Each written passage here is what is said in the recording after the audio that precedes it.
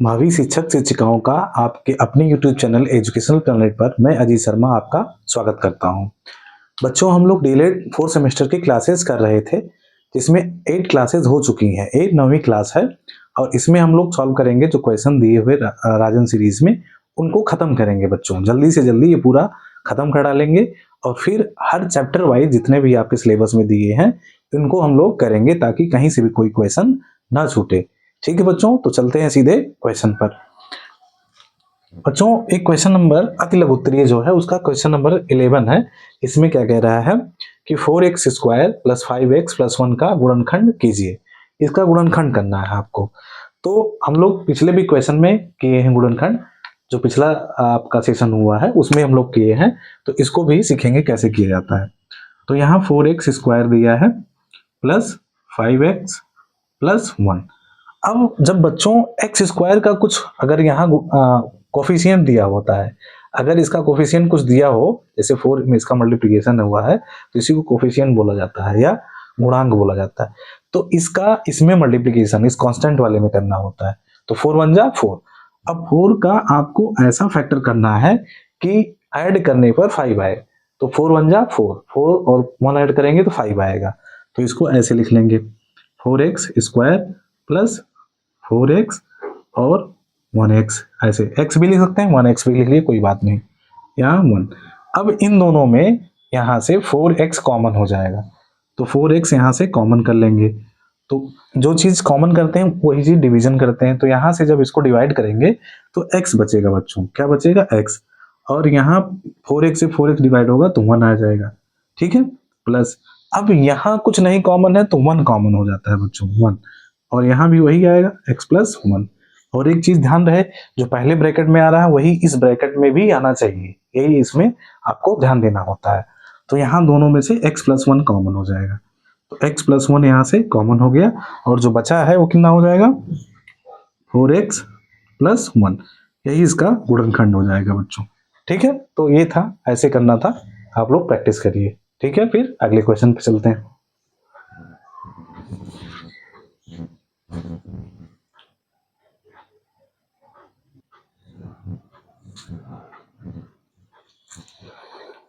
बच्चों, ये question number 12 है, ये ट्रिग्नोमेट्री का क्वेश्चन है। इसमें कह रहा है tan 45 minus cot 30 plus cos 30 minus sine 90, इसकी वैल्यू बतानी है। तो इनकी वैल्यू आपको पता होना चाहिए, जो दिया है स्टैंडर्ड वैल्यूज हैं, ये पता होना चाहिए और वही वैल्यू इसमें रख देंगे, कैलकुलेट कर लेंगे और आंसर मिल जाएगा। तो यहाँ इसको एक बार लिखेंगे, फिर वैल्यू रखेंगे और सॉल्व कर लेंगे बच्चों। जैसे यहाँ दिया है, क्या दिया है? tan 45 minus cot 30 plus 2 cos 30 minus sine 90, ये दिया है बच्चों, यही चीज दिया हुआ था। अब यहाँ वैल्यू रखेंगे। साइन जो tan 45 होता है उसकी वैल्यू कितनी होती है? 1, तो इसकी वैल्यू 1 हो जाएगी। अब cot 30, tan 30 होता है 1/√3, तो उसका जस्ट अपोजिट होता है, तो ये √3 हो जाएगा बच्चों। कितना हो जाएगा? √3 प्लस यहाँ 2 है, 2 करिए, इंटू जो cos 30 होता है वो √3/2 होता है बच्चों। क्या होता है? √3/2 माइनस जो sin 90 होता है बच्चों कितना होता है? 1 होता है, 1। ठीक है, तो इस 2 से ये 2 कैंसिल हो गया। ठीक है, अब देख रहे हैं ये प्लस है ये माइनस है, तो इससे ये कैंसिल हो गया। अब यहाँ से माइनस √3 बचा और यहाँ से प्लस √3 बचा। ठीक है बच्चों, तो इससे ये भी कैंसिल हो जाएगा, तो आ जाएगा क्या? 0 आ जाएगा। क्या आ जाएगा? 0। सब कैंसिल हो जाएंगे और आंसर क्या आ जाएगा? 0। तो इसका आंसर 0 होगा। तो ठीक है, फिर अगले क्वेश्चन पे चलते हैं।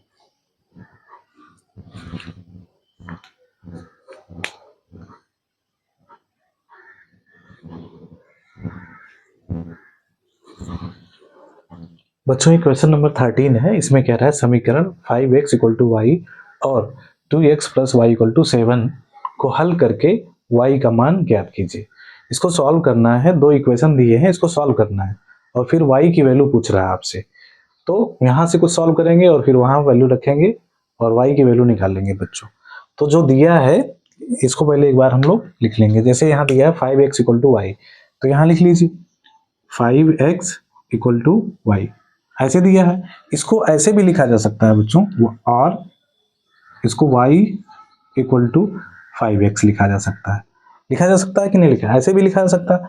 इसी इक्वेशन नंबर 1 आप मान लीजिए, इक्वेशन नंबर 1 मान लीजिए। और जो दूसरा दिया है वो क्या दिया है, 2x plus Y equal to 7 दिया है। ठीक है। अब बच्चों y की वैल्यू जो है वो 5x है। अगर हम y यहाँ से y की जो वैल्यू है 5x रख दें तो सब x के टर्म में आ जाएंगे, और फिर x की वैल्यू निकाल लेंगे यहाँ से और फिर ला करके यहीं रख देंगे, तो हमें y की वैल्यू मिल जाएगी बहुत आसानी से। ये आसान तरीका है। तो y इक्वल टू 5x इसमें रख देंगे, x की वैल्यू निकाल लेंगे, फिर लाके यहाँ रख देंगे, y की वैल्यू निकल जाएगी। तो यहाँ 2x ऐसे है, ऐसे लिखिए, प्लस y की वैल्यू जो है वो 5x, तो यहाँ 5x लिख लीजिए, 5x लिख लीजिए, और इक्वल टू 7 है। 5 to 7 हो जाएगा, 7x इक्वल टू 7। तो x की जो वैल्यू आ जाएगी बच्चों 7/7, तो 1 आ जाएगी। कितनी आ जाएगी, 1। तो जो x की वैल्यू आई वो कितनी आई, 1 आई। ठीक है। अब यही वैल्यू ला करके हम इक्वेशन 1 में रख देंगे तो हमें y की वैल्यू मिल जाएगी। तो y की वैल्यू कितनी थी, 5x, तो 5 इंटू एक्स की वैल्यू कितनी है, 1। तो जो y की वैल्यू आएगी वो कितनी आ गई, 5। y की वैल्यू कितनी आई, 5, और यही आंसर हो जाएगा। y इक्वल टू जो 5 होगा यही आंसर हो जाएगा बच्चों। ठीक है, ऐसे सॉल्व करेंगे। तो ये क्वेश्चन आया हुआ भी है आपके एग्जाम में। तो अगली क्वेश्चन पे फिर क्वेश्चन नंबर 14 पे चलते हैं।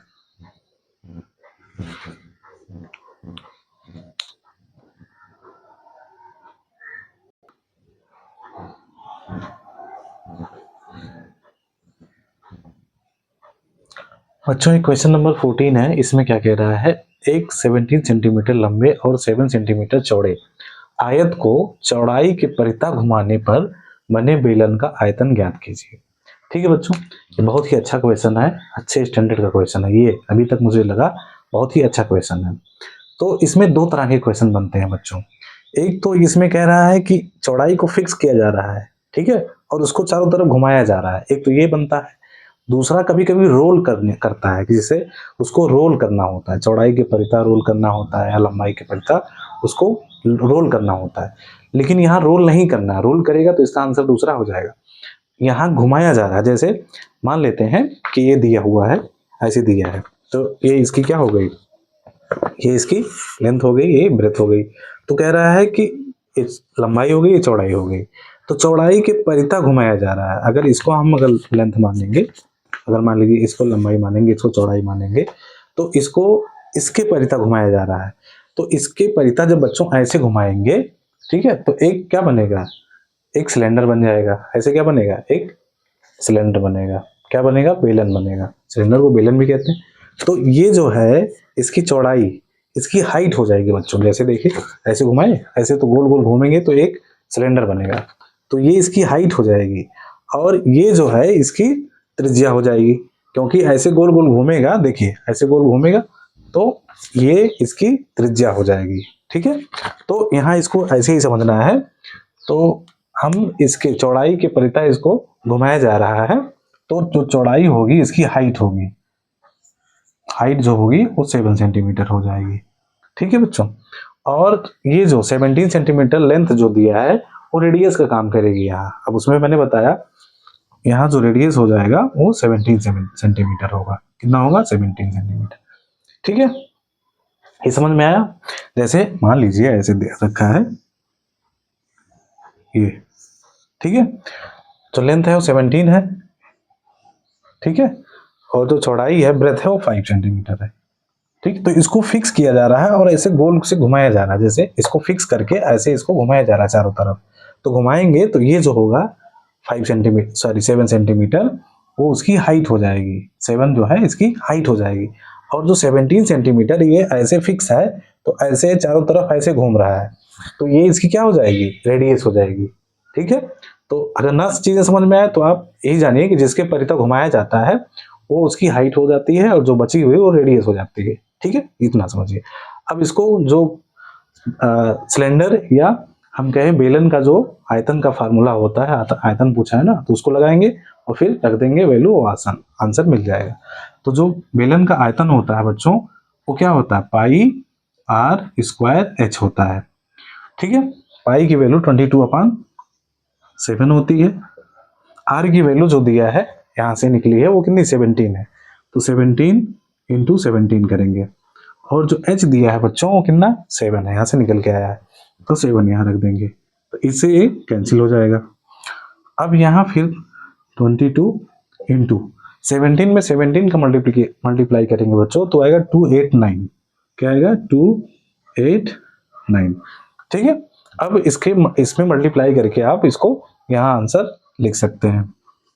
अगर ऐसी चीजें ना आ रही हैं तो आप यहाँ भी ऐसे कर सकते हैं, 289 इंटू 22 ऐसे निकाल लीजिए। 2 9 जा 18, 8, 2 8 जा 16, 1 17, 2 2 जा 4, 1 5।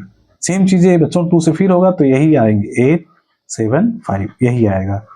और यहाँ 8 हो गया, 8 8 7 15, 5 7 5 12, 1 13 और ये 5 1 6, 63 58। इसका जो आएगा आयतन बच्चों 63 58। ठीक है, ये सेंटीमीटर में दिया था इसलिए सेंटीमीटर क्यूब होगा, यही इसका आंसर हो जाएगा बच्चों। ठीक है, तो ये था इसका आंसर। तो आप लोग समझ गए होंगे, ये बहुत अच्छा क्वेश्चन है, इसको आप प्रैक्टिस करिए, ऐसे एग्जाम में आ सकते हैं इससे क्वेश्चन। ठीक है, फिर अगले क्वेश्चन पे चलते हैं।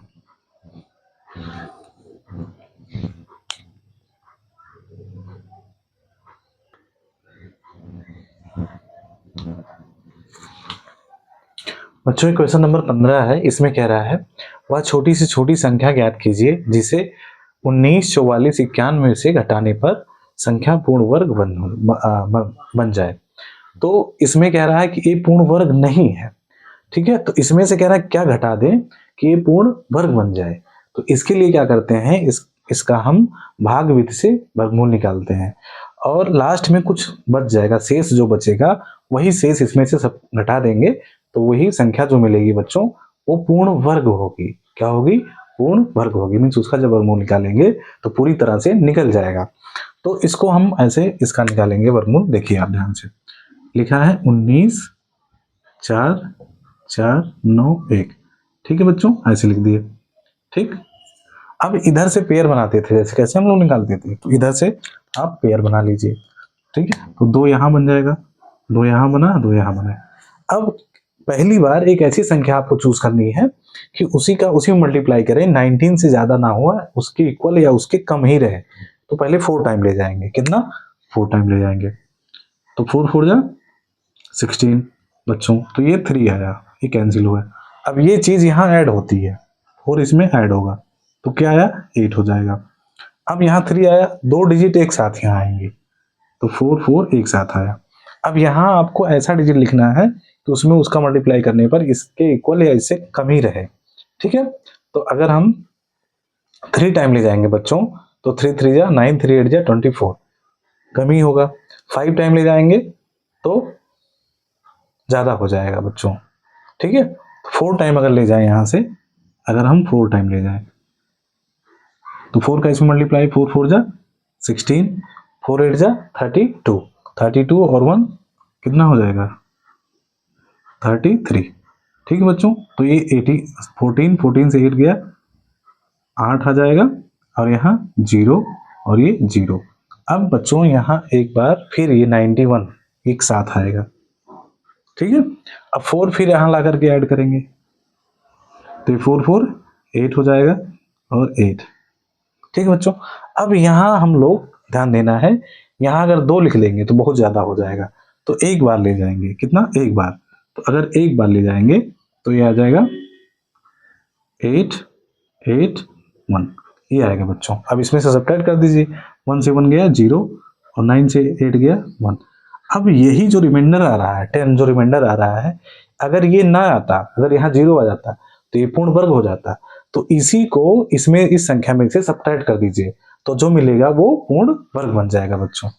तो 9 4 4 9 1 माइनस यहाँ 10 कर देंगे, तो ये 1 8 4 4 9 1, ये जो संख्या है ये क्या है, पूर्ण वर्ग है। इसका निकाल लेंगे तो वर्गमूल आसानी से निकल जाएगा बच्चों, यही हमसे पूछ रहा था। ठीक है, फिर अगले क्वेश्चन पे चलते हैं।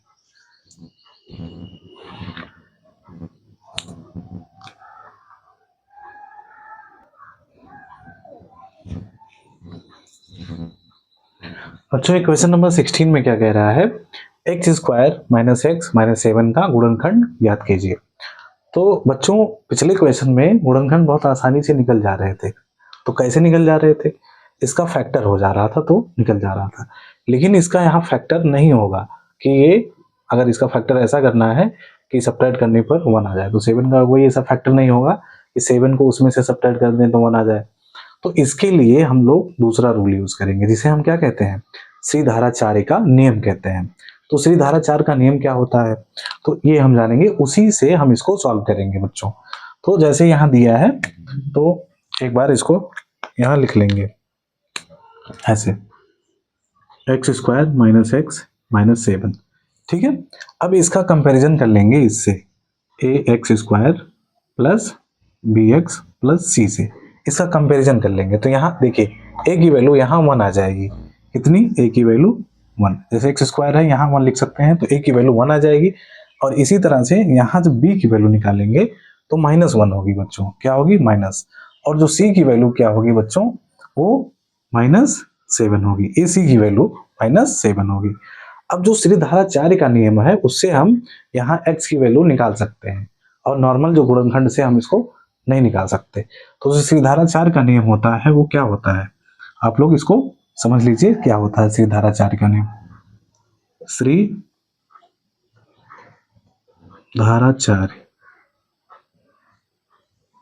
का नियम, जब इसका गुणनखंड नहीं निकलता है बच्चों, तो श्रीधाराचार्य के नियम से इसको हम लोग करते हैं। तो क्या होता है, x इक्वल टू जो आता है वो -b plus minus under root B square minus 4ac upon 2 ये होता है। ठीक है बच्चों, यहीं रख देंगे और जो आएगा वही x की वैल्यू हो जाएगी। तो यहाँ रखिए, -b ऑलरेडी माइनस है तो प्लस हो जाएगा, 1 होगा, plus minus B square B की वैल्यू -1 है, स्क्वायर करेंगे तो पॉजिटिव आ जाएगा बच्चों, तो 1 आएगा, -4। और ए की जो वैल्यू आएगी बच्चों वो 1 है, तो 1 रखेंगे। और जो सी की वैल्यू है वो -7 है, तो -7 रख देंगे यहाँ। ठीक है, अपान 2, और ए की वैल्यू जो है 1 है, तो 1 रखेंगे ये। अब इसको हम लोग कैलकुलेट कर लेंगे, तो आएगा 1 प्लस माइनस, यहाँ से बच्चों ये -1, ये ऑलरेडी 1 है तो 1 होगा, और ये पॉजिटिव हो जाएगा, तो 7 4 जा 28, और 1 कितना हो जाएगा, 29 हो जाएगा, 29, और ये 2 आ जाएगा। ठीक है, तो यही इसका आंसर हो जाएगा, 1 plus minus under root 29 upon 2 इसका आंसर होगा बच्चों। ठीक है, तो एक बार इसमें पॉजिटिव ले लेंगे, तो एक बार आ जाएगा पॉजिटिव और एक बार नेगेटिव ले लेंगे। ठीक है, तो यहाँ आप कर सकते हैं, जैसे इसको आप ऐसे लिख सकते हैं, जो एक x की वैल्यू आएगी यहाँ वो आएगी 1 प्लस अंडर रूट 29 अपान 2, एक वैल्यू ये आएगी और दूसरी इसी की नेगेटिव आएगी, x equal to 1 minus under root 29 upon 2, यही दोनों आंसर होंगे बच्चों। ठीक है, तो ऐसे करना है, जब आप गुणनखंड यहाँ सीधे सीधे ना किया जा सके तो श्रीधाराचार्य के नियम से इसका गुणनखंड किया जाता है। ठीक है बच्चों, फिर अगले क्वेश्चन पे चलते हैं।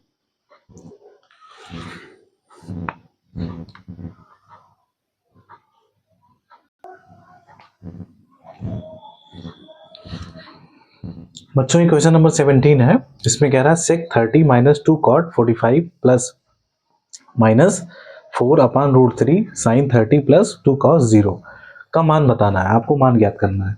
तो यहाँ जो वैल्यू दिया है उसको आपको यहाँ रखना है और फिर कैलकुलेट कर लेना है, आसानी से इसको कर हो जाएगा।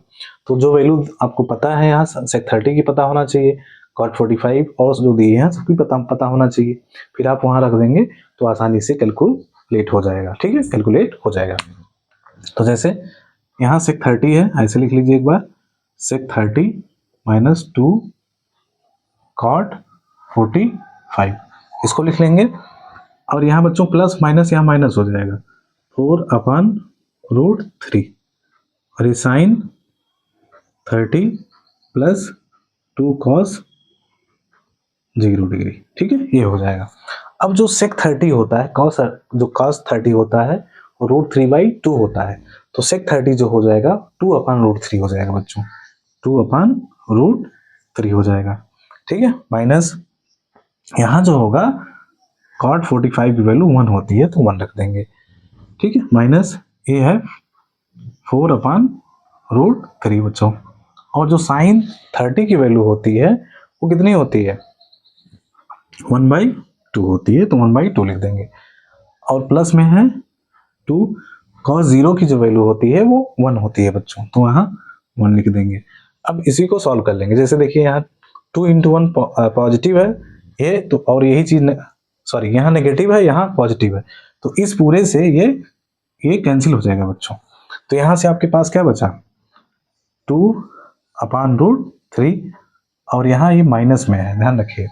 इस 2 से ये 4 कैंसिल हो जाएगा, 2 2 4, तो ऊपर आया 2/√3। ठीक है बच्चों, अब इस पूरे से 2/√3 से ये पूरा कैंसिल होकर के क्या आ जाएगा, 0 आ जाएगा, और 0 ही इसका राइट आंसर होगा। तो ऐसे करना है, जब आप प्रैक्टिस कर लेंगे तो बहुत ही आसानी से चीजें की जा सकती हैं। तो ठीक है, फिर अगले क्वेश्चन पे चलते हैं।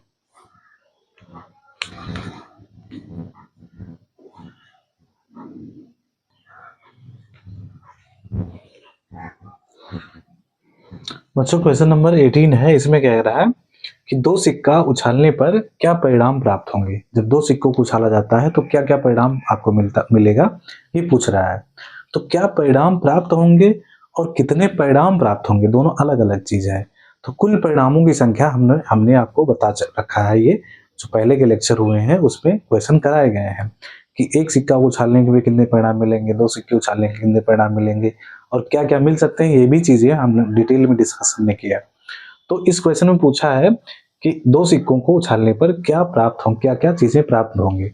तो पहले हम एक बार फिर से रिवाइज करवा देते हैं बच्चों कि कितने परिणाम प्राप्त होते हैं अगर सिक्के उछाले जाते हैं।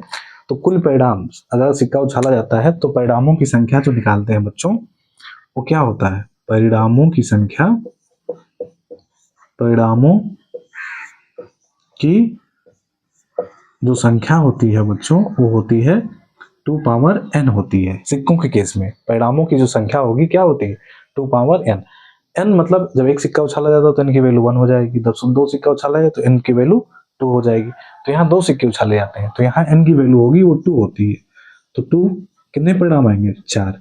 अब 4 परिणाम तो मिलेंगे, ये तो आपको इस फार्मूले से पता चल जाएगा, लेकिन कैसे आएंगे, क्या क्या आएंगे, ये पता होना चाहिए। अगर ये आपको आ गया तो कहीं दिक्कत नहीं होने वाली है सिक्कों वाले क्वेश्चन में आपको।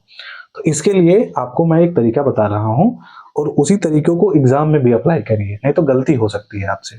जैसे जब 4 सिक्के उछाले जाते हैं तो आपको ऐसे करना है, 4 का जो हाफ होता है वो 2 होता है, तो 2 बार हेड लेंगे, ऐसे ऊपर नीचे 2 बार हेड ले लीजिए, 2 बार टेल ले लीजिए, ऐसे। ठीक है, ऐसे करना है। और फिर एक एक का रिपीटेशन करिए, हेड टेल, हेड टेल, यही परिणाम है बच्चों, head head head tail, tail head tail tail, यही चारों परिणाम होंगे। अभी आपसे किसी क्वेश्चन में पूछता कि कितने पे हेड आएंगे, दोनों पे हेड आएंगे, तो एक पे, ऐसे यहाँ से बनाया जा सकता है। तो ये पूरे परिणाम है बच्चों, आप इसको ऐसे भी लिख सकते हैं, और ये कुल परिणामों की संख्या है, तो ऐसे निकालना है। ठीक है, फिर अगले क्वेश्चन पे हम लोग चलते हैं।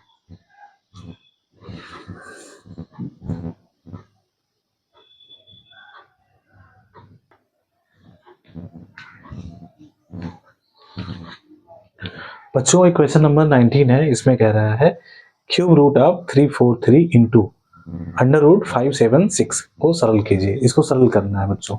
यहाँ क्यूब दिया है, क्यूब रूट दिया है, इसका क्यूब रूट निकालना है, और यहाँ कुछ नहीं जहाँ दिया होता है वहाँ स्क्वायर रूट निकालना होता है बच्चों।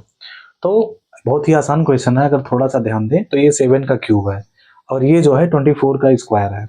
तो इसको ऐसे एक बार आप लिखिए, ऐसे लिख लीजिए 343, इसको 3 लिखिए, यहाँ इसको क्यूब रूट निकालना है तो यहाँ 3 लिखा होता है, और जहाँ कुछ नहीं होता है वहाँ स्क्वायर रूट होता है बच्चों। जैसे यहाँ रूट बना है, यहाँ कुछ नहीं है तो इसका स्क्वायर रूट निकालना होता है।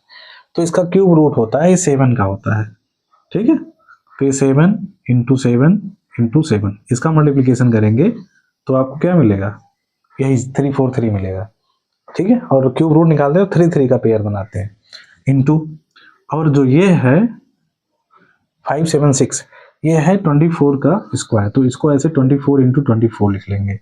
और जब स्क्वायर रूट निकालते हैं तो 2 2 का पेयर बनता है, तो यहाँ 3 3 का पेयर बनेगा, ठीक है, और यहाँ 2 2 का बनेगा, तो ये एक बार बाहर निकल आएगा तो 7 होगा, इंटू ये एक बार बाहर निकलेगा तो 24 होगा, और दोनों का मल्टीप्लीकेशन जो हो जाएगा 7 चौको 28, 7 दूना 14 और 2 16, तो 168 इसका बच्चों क्या होगा, आंसर होगा 168 इसका आंसर हो जाएगा, ठीक है। तो ये क्वेश्चन नंबर 19 था। तो बच्चों इतना हम लोगों ने पढ़ा अतिलघु उत्तरीय के, जो क्वेश्चन नंबर 19 पे हम लोग पहुंच चुके हैं। आगे जितने भी क्वेश्चन है अतिलघु उत्तरीय और भी जो दीर्घ उत्तरीय वगैरह है सबको कराए जाएंगे। आप लोग मेहनत से पढ़िए और चीज़ों को और अच्छी तरह अच्छा करिए बच्चों, और आने वाले एग्जाम में आपको काफ़ी ये फायदा देने वाला है, ठीक है। जैसे अभी पिछला क्वेश्चन था वो काफ़ी एग्जाम में पूछे गए हैं, तो मेहनत से पढ़िए और अपनी लाइफ में आगे बढ़िए बच्चों, ठीक है।